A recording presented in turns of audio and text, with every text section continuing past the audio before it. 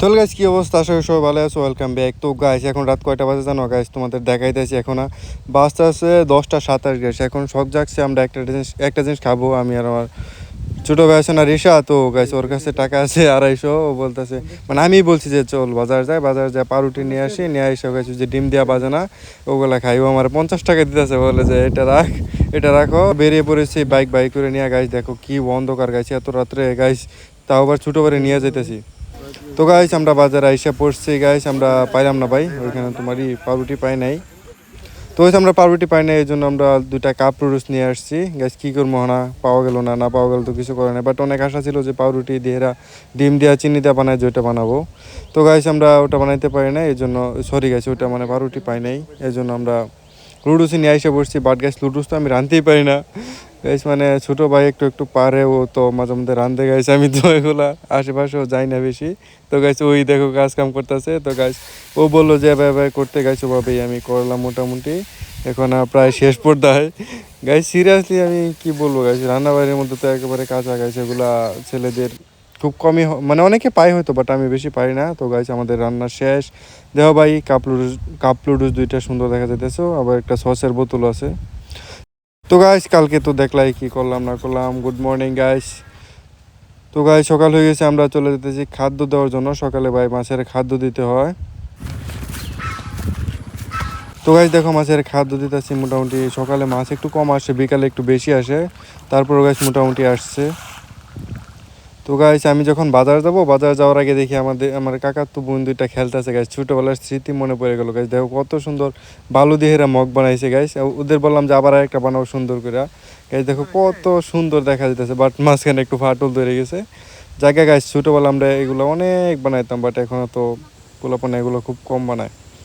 তো গাইস আমি গেছিলাম বাজারে, বাট গাইস বাজারে সময় কাটতেছিল না, এই জন্য এসে করছি বন্ধুর এখানে ফোন দিয়ে। বলছি যে বন্ধু কই তুই? সে বলে এলাকাতেই। পরে বললাম আচ্ছা বস, আসতে দুজনে মিলে আড্ডা দিই। তো গাছ বন্ধু নিয়ে আসছে পাওয়ার আর চানাচুর। আমি বলছি আমরা খাওয়ার কিছু নিয়ে আসিস, এই জন্য নিয়ে আসছে। তো গাছ দেখো কত সুন্দর লাগতেছে পরিবেশ গাছ, গ্রাম অঞ্চলে মানে অনেক সুন্দর লাগে।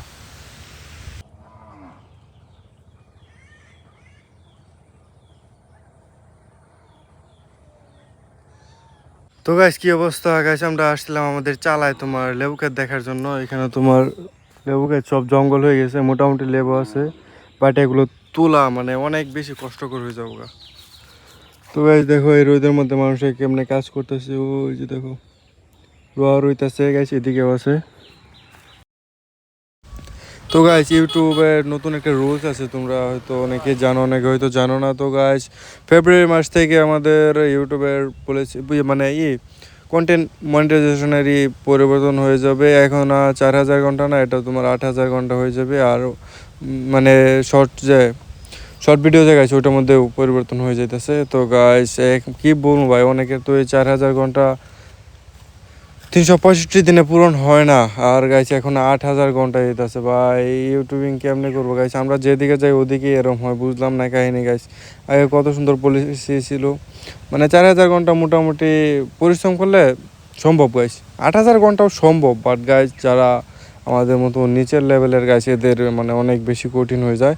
তো গাইজ হাল ছাড়া যাবো না ভাই, সিরিয়াসলি একদিন এই ঘন্টারও মোটামুটি 8000 ঘন্টা মানে ভিউ লাগবে বেশি, আর মানুষের দেখতে হবে বেশি, এটাই। বাট গাইস ইনশাল্লাহ ভাই লাইগা থাকতে হবো, একদিন না একদিন তো সফলতা আসবে যদি সব কিছু ঠিকঠাক থাকে, তাই না? তো গাইস 8000 ঘন্টা আমাদের পূরণ করা অনেক বেশি কষ্টকর হয়ে যাব। তো গাইস তারপরেও হাল ছাড়বো না। আর গাইস আর কয়দিন আছে, আর হয়তো 4 মাসের মতো সময় আছে। এই 4 মাসের মধ্যে যারা যারা এগিয়ে গেছে মোটামুটি ওয়াচ টাইম অনেকটুকু হয়ে গেছে, আর কিছু হলেই হয়, ওরা 4000 ঘন্টা করে ফেলতে হবো। বাট গাছ যারা আমার মতো একেবারে কোনো মানে নতুন নতুন বলতে গেলে গাছ, আমি অনেক আগে ভিডিও করতাম, বাট তারপর বাদ দিয়ে দিয়েছিলাম, আবার নতুন করে শুরু করতেছি, কারণ আমার কাছে মোবাইল টোবাইল তেমন কিছু ছিল না। তো গাইস আমি হয়তো ভুল করে ফেলেছি গাইস, আগে থেকে আমার চেষ্টা করার দরকার ছিল গাইস। আমার কাছে পিসি ছিল, বাট জানি না ভাই আমি মাঝখানে কী হয়ে গেল, হঠাৎ করে আমি সব কিছু বাদ দিয়ে দিলাম। ভাবছিলাম যে গাইস অন্য জগতে চলে যাবো, বাট গাইস চিন্তা ভাবনা করে দেখলাম এইগুলাই সবচেয়ে থেকে ভালো লাগে আমার, মানে জীবনে যা ভালো লাগে তাই করা দরকার আমি মনে করি গাইস। ইউটিউবিং আমার গাইস অনেক ভালো লাগে, আমি এটার মধ্যে সময় দিতে পারি মোটামুটি। বাট মাঝখানে যে কেলিয়া চলে গেলাম, গাইজ ডিপ্রেশনে চলে গেছিলাম, এই জন্য সব কিছু বাদ দিয়ে দিছিলাম। আচ্ছা গাইজ, যাই হোক, আমরা আবার শুরু করতেছি ইউটিউবিং গাইজ। 8,000 ঘন্টা যেহেতু ফেব্রুয়ারি মাস থেকে হবো গাইজ, মোটামুটি পরিশ্রম করতে হবে প্রচুর। আর তারপর গাইজ ইনশাল্লাহ আমার একটা নিয়ত আছে যে একটা DJI Action 6 গাইজ, 5 কিনবো না, একেবারে কিনলে 6ই কিনবো, কারণ ওটা 5 ভালো আছে, বাট 5-এর থেকে 6 বেটার গাইজ, মানে শার্পনেস, কোয়ালিটি মোলিটি সব দিক দিয়ে একটা DJI 6 থাকবো গাইজ। আমরা ব্লগিং ভিডিও করার নিয়ত আছে। এখন তো গাইজ মানে ভয়েস টয়েস, মানে ব্লগ করার সময় ভয়েস টয়েস করা একটু কষ্টকর হয়ে যায়, ভিডিও করার পরে ভয়েস দিলেও কেমন অন্যরকম একটা ফিল আসে পরে। বাট গাইজ যখন তোমার মানে ব্লগের সাথে সাথে ভয়েস হবে গাইজ, মানে শরীরের এক্সপ্রেশন, ভয়েস এক্সপ্রেশন সব কিছু অন্যরকম থাকবে, কথাবার্তা মানুষের সাথে সব কিছু রেকর্ড হলে ব্লগিংয়ের মধ্যে এটা অন্যরকম দেখা যায়।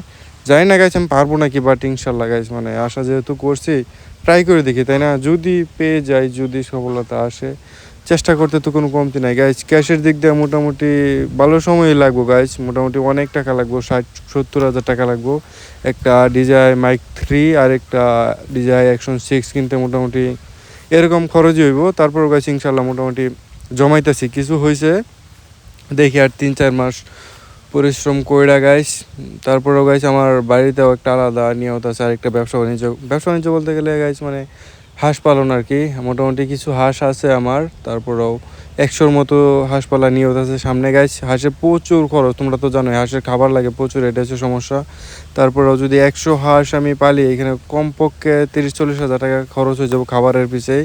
তারপর খাদ্য খাওয়াইতে হবো। আর যদি আল্লাহ করে যদি 5-6 মাস পরিশ্রম করা যায়, যদি ডিম দেওয়া শুরু করে, তখন মোটামুটি চলার মতো টাকা আসবো ইনশাল্লাহ, যদি সব কিছু ঠিকঠাক থাকে। আমি একবার হাঁস পালছিলাম তোমার 100, ওইগুলোর মধ্যে 60টি মারা গেছিলো, তখন ধারণা ছিল না বেশি, এই জন্য 60টি মারা গেছিলো, 40টা আসছিলো। তারপরে 40টা তোমার ডিম দিত না, এই জন্য আমি অর্ধেক বিক্রি করে দিয়েছিলাম। ডিম না দেওয়ার কারণ হচ্ছে ভাই আমি খাবার খাওয়াইতে পারতাম না, খাবার খাওয়াইতাম বাট খাদ্য খাওয়াইতে পারতাম না, কুড়া তারপরে ভাত ধান এগুলো খাওয়াইতাম, বাট এই জন্য ডিম দিত না। যদি খাদ্য খাওয়াইতাম হয়তো আরও ভালো রেজাল্ট পাইতাম। এই জন্য গাইছে আমার নিয়ত 100 হাঁস পালা, এখানে যদি 70টা বা 80টাও ডিম দেয় রেগুলার, আল্লাহ দিলে এতেই এনাফ।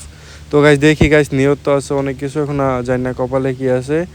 তো গাইজ চেষ্টা করো ভাই তোমরাও, মানে আলাদা একটা ইনকাম সোর্স আমি চেষ্টা করতেছি যে হাঁস পালনের প্রতিদিন মোটামুটি কিছু ক্যাশ আসবো। আর তারপর ব্লগিং তো আছেই গাইস, আমি মেন ফোকাস দেবো ব্লগিংয়ের উপর, কারণ আমার এটা হচ্ছে শখ গাইস। আমার জানি না ভাই, মানে ছোটো থেকে আমার ক্লাস 8 থেকে নিয়ত আমার ইউটিউবার হওয়ার। এখন তোমার কয় বছর হয়ে গেছে, কমপক্ষে 9-10 বছর হয়ে গেছে। মানে চেষ্টা করব করতে করতে চেষ্টা করা হয় না, এই জন্য অনেক পিছিয়ে রয়েছি। আমি যদি তখন থেকে চেষ্টা করতাম তাহলে ইনশাল্লাহ আরও বেটার রেজাল্ট পাইতাম, বাট আমি তো আচ্ছা যাক গাইজ, যা হওয়ার হয়ে গেছে, কিছু করার নাই। আমি মাঝখানে গেছি অনেক আগে গেছিলাম, আমার 4,000 ঘন্টা ওয়াচ টাইমের মধ্যে 3300 ওয়াচ টাইম হয়ে গেছিলো, আর মাত্র 700 ঘন্টা লাগতো, এই 700 লাগতো আর কি, ঘন্টা ঘন্টা বলে এটা রে।